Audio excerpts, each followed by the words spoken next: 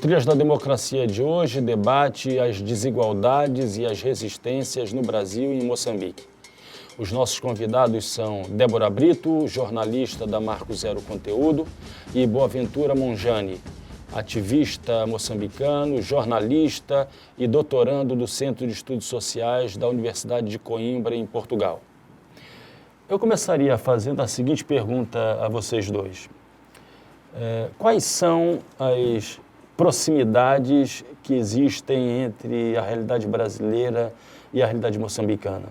E eu faço essa pergunta a vocês dois porque Boaventura já esteve aqui no Brasil em 4 ocasiões e Débora já esteve em Moçambique em 2 ocasiões.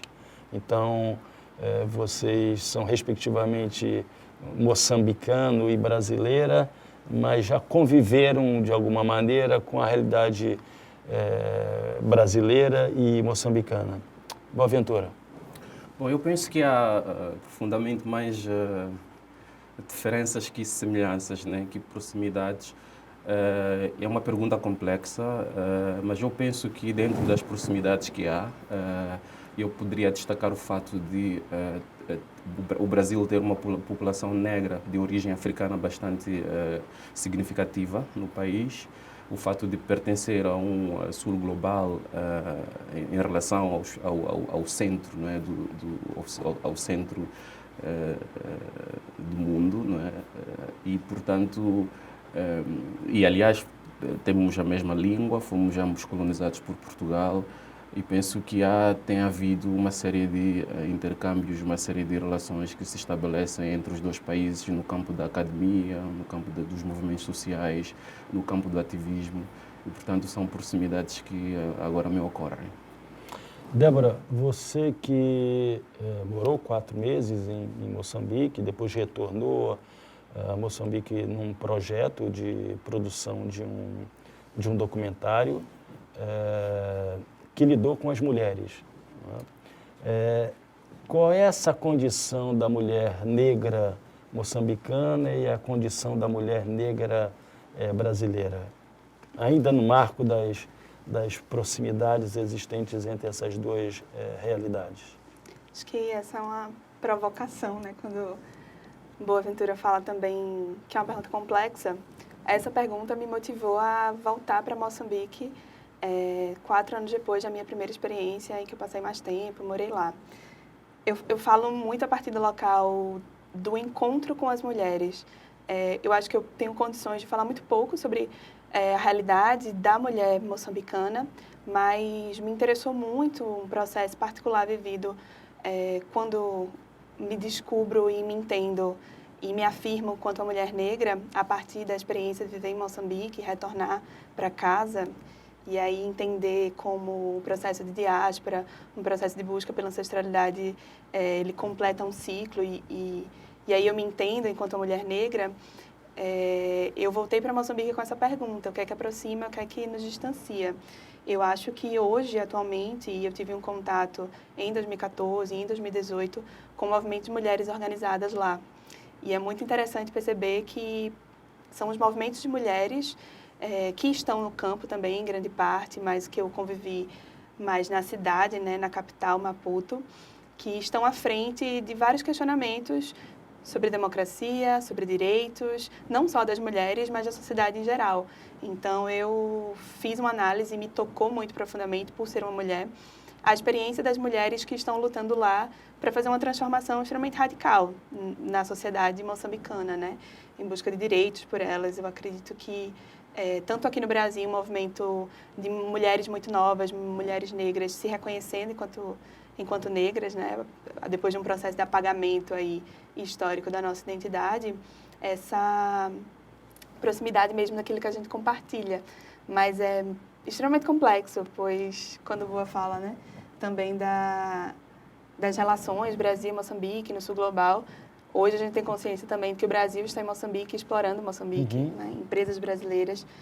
E, então, retornar a Moçambique agora e pensando, né, o que é que ficou para trás, enquanto ancestralidade do povo negro brasileiro que foi escravizado, da gente tentar buscar pontos de conexão e nem sempre eles vão ser só do passado antigo, né? Eu acho que é uma discussão muito atual, política também, né? Sobre emancipação, sobre liberdade e autonomia também das lutas das mulheres moçambicanas, das mulheres brasileiras. Boaventura, você não apenas é um especialista em questão agrária, lutas sociais no campo, mas também foi uma ativista da UNAC, a União dos Camponeses Moçambicanos, e da Via Campesina. Como é que você lida com essa realidade que Débora acabou de fazer referência, dessa relação estabelecida com o Brasil, ao mesmo tempo em que os movimentos sociais rurais no Brasil, o MST, estabeleceram uma relação de parceria com as organizações moçambicanas, inclusive nas denúncias referentes a vários megaprojetos.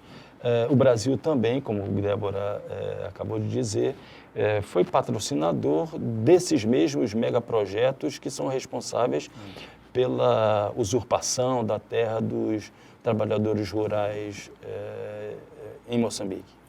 Essa é a parte amarga da chamada Cooperação Sul-Sul. O Brasil,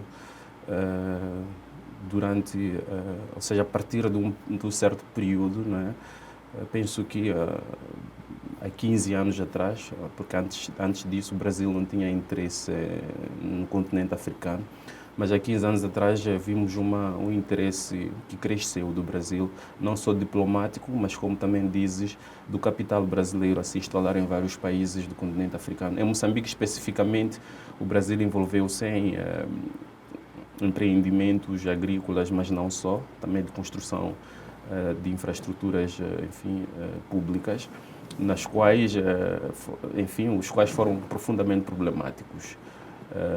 No caso do programa Pro Savana, que pretendia,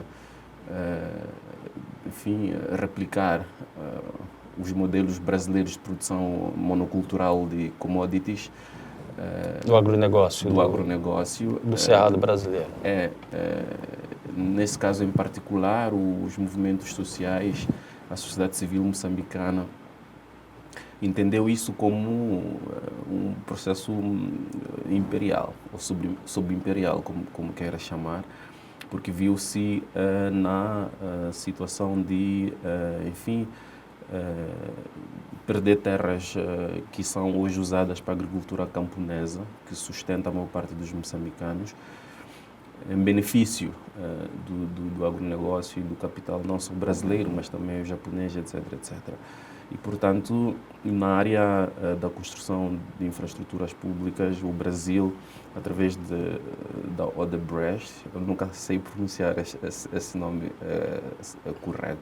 corretamente, envolveu-se em negociar tais problemáticas, né, na província, de Nampula, com a construção do aeroporto de Nacala, mas também a construção da linha da rede ferroviária que transportaria ou transporta carvão. Um território que fica localizado na região centro-norte. Um território que geralmente se chama Corredor de Nacala e que se localiza, atravessa a zona centro e grande parte da zona norte da província, da zona norte de Moçambique, e vai desaguar no mar, no porto de Nacala, justamente para facilitar o escoamento desses commodities, dessas mercadorias agrícolas e não só o carvão mineral, etc, etc, que é extraído pela Vale e outras empresas mineiras, né, do extrativismo. Portanto, eu penso que as relações que se foram estabelecendo entre os dois países foram relações que tiveram suas próprias contradições, sendo essas que eu me referi as mais gritantes neste momento, mas é preciso ressaltar que aconteceram também coisas maravilhosas, ou seja, a Débora ir a Moçambique, interessar-se pelo...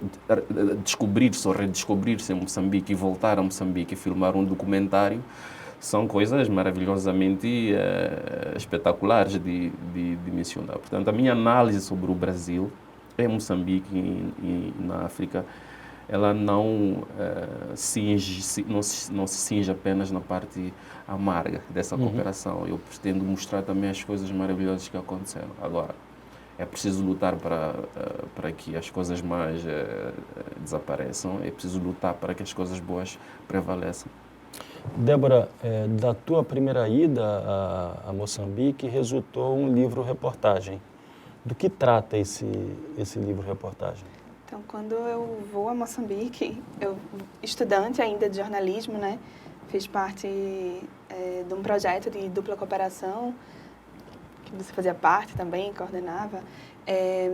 O livro, ele é um livro-reportagem, ele fala da minha experiência no viver em Moçambique, no contato, no dia a dia, e ele também dá conta da pesquisa que eu realizei, né? Eu trabalhei estudando os planos, né, de comunicação, a política de comunicação dentro do Plano Nacional de Enfrentamento a HIV/AIDS, né?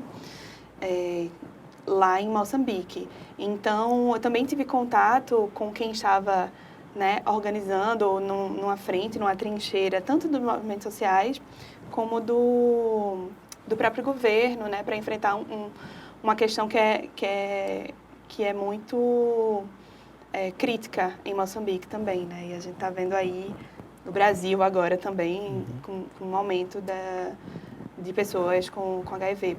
Então, o livro, ele dá conta de uma experiência, ele não pretende esgotar nenhum tema, ele é muito a partir de quem sou eu e de como eu estabeleci relações em Moçambique. Ele é a tentativa de mostrar às pessoas um pouco do que é Maputo, ou da Maputo que eu conheci, né? Eu não tenho pretensão de dar conta de uma realidade, mas uma preocupação que eu tinha muito, que eu ainda tenho quando eu fui para Moçambique, quando eu voltei, do desconhecimento das pessoas, de fato. Eu tinha consciência, antes de ir pela primeira vez, que a gente tem uma ideia muito romantizada ou estereotipada, exotificante da África, né, do continente, que muitas pessoas entendem como se fosse um país, e principalmente de Moçambique. Então, no livro, eu tento, por exemplo, eu acho que é fundamental as pessoas entenderem como é que a distribuição geográfica da cidade ou do país favorece ou ajuda a entender as questões sociais, as questões das pessoas. E o livro é essa tentativa de mostrar, de apresentar essa cidade e de desmistificar também algumas questões. Acho que para o leitor ou a leitora que desconhece Moçambique, ou que tem interesse em conhecer a partir de uma perspectiva que estava se observando também. Assim, eu sou muito crítica desse papel do estrangeiro, da pessoa que vai buscar, mas também está aberto para isso e tentar entender essas proximidades e distâncias da gente. Boaventura, no final do primeiro bloco, Débora fez referência aos estereótipos construídos em relação à África. E um desses é o tratamento da África como se fosse um todo, uma totalidade uníssona, né? Sem divergências, diferenças, contradições, né? Particularidades históricas. Né? Como é que os africanos lidam com esses estereótipos? Isso é uma questão bastante, importante que colocas, não é? Porque essa homogeneização do continente acontece não só no Brasil, como também na Europa. Como sabe, eu estudo em Portugal e deparo-me quase sempre com gente que pensa que ser moçambicano é exatamente igual que ser cabo-verdiano, angolano ou zimbabuiano. Não é. A África é um continente extremamente diverso, extremamente heterogêneo.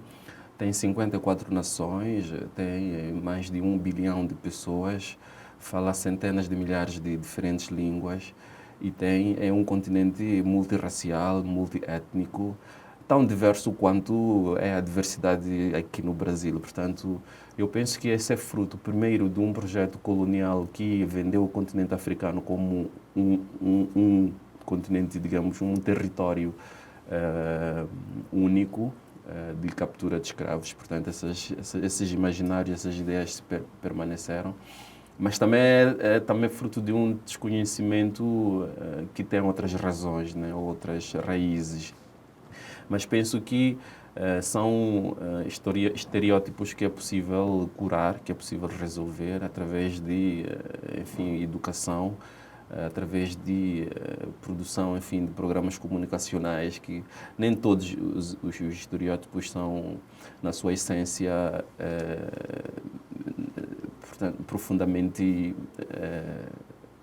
pejorativos, no sentido, não é, de colocar tudo na mesma caixa. Muitas vezes é mesmo por desconhecimento, e penso que há pessoas que estão abertas em aprender mais, saber mais sobre o continente, etc, etc. Só para dar um exemplo bastante claro, né, que tem acontecido comigo no Brasil, sempre que venho, as pessoas não sabem que, por exemplo, Moçambique fala português, ficam me perguntando onde é que eu aprendi português, ou dizem que eu falo português fluentemente, etc, etc. Eu tenho de explicar que falo porque eu aprendi desde criança, porque o meu país fala português. E, portanto, eu penso que, ao mesmo tempo, é também uma oportunidade para esclarecer algumas dessas pessoas.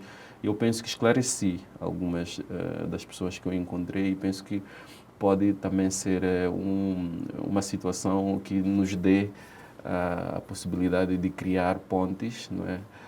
E estabelecer essa relação que historicamente nos foi negada, ou que nos foi colocada, enfim, numa perspectiva simplesmente escravocrata, não é? E não numa perspectiva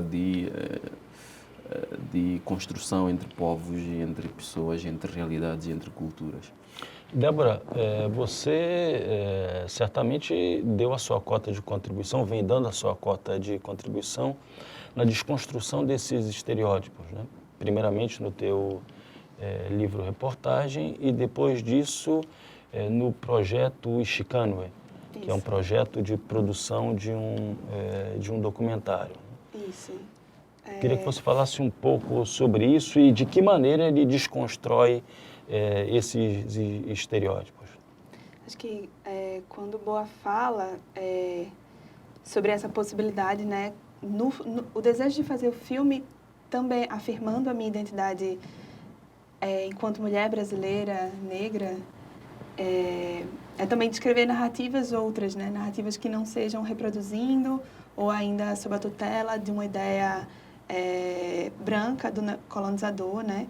Nas escolas brasileiras hoje a gente ainda estuda uma versão sobre a história de África, dos países africanos, muito simplista, de fato. A gente desconhece a história, a gente desconhece a própria história dos povos africanos, né? De diferentes regiões, e hoje se sabe de que regiões diferentes povos vieram para o Brasil. A gente sabe muito pouco. Então a tentativa do filme também é falar, reescrever, né, uma narrativa a partir de nós, pessoas negras, especificamente de nós, mulheres negras brasileiras, voltando a Moçambique, no meu caso, ou indo pela primeira vez, no caso das colegas de equipe, todas mulheres negras brasileiras, de encontrar mulheres negras moçambicanas e refletir com elas, propor um debate, propor um encontro, para pensar as diferentes possibilidades de experiências de ser mulher negra, né? Mulher negra, o corpo de uma mulher negra moçambicana, o corpo de uma mulher negra brasileira, esse trânsito, esse encontro, pensando as nossas relações, né? E também pensando os efeitos do racismo. No filme a gente passa por um processo diverso, né? A gente escreve um projeto, vai filmar, se depara com uma outra realidade, uma complexidade muito maior. E o processo de filmar o filme, voltar e observar o material tem me dado muito mais a ideia de que esse filme fala também sobre os efeitos do racismo, os efeitos da colonização, inclusive de distanciar a gente, de colocar mais obstáculos nessa tentativa de reconectar, né? Quando a gente fala que a África, Moçambique, não é mais a mesma, que tem uma realidade aí extremamente complexa, mesmo política, econômica, entre os nossos países, que a gente não pode ignorar. Acho que o papel, enquanto jornalista, enquanto ativista, também é falar no Brasil sobre os problemas, né, que o Brasil, querendo ou não, corroborou, silenciou diante deles, da exploração das empresas brasileiras em Moçambique. Então, acho que é um papel muito da gente pensar e tentar criar essas pontes, justamente. Foi um ponto muito de conflito, mas um conflito interessante, um conflito que eu acho que abre possibilidades para a gente pensar isso. Não é só voltar a uma África, voltar a algo que ficou estático, né? Existe essa ideia. Não é, é um exercício que eu me dispus a fazer, que eu acho que é extremamente instigante e provocador, de pensar nossa identidade hoje, de pensar como é que a gente se aproxima e como é que a gente estabelece relações de cooperação.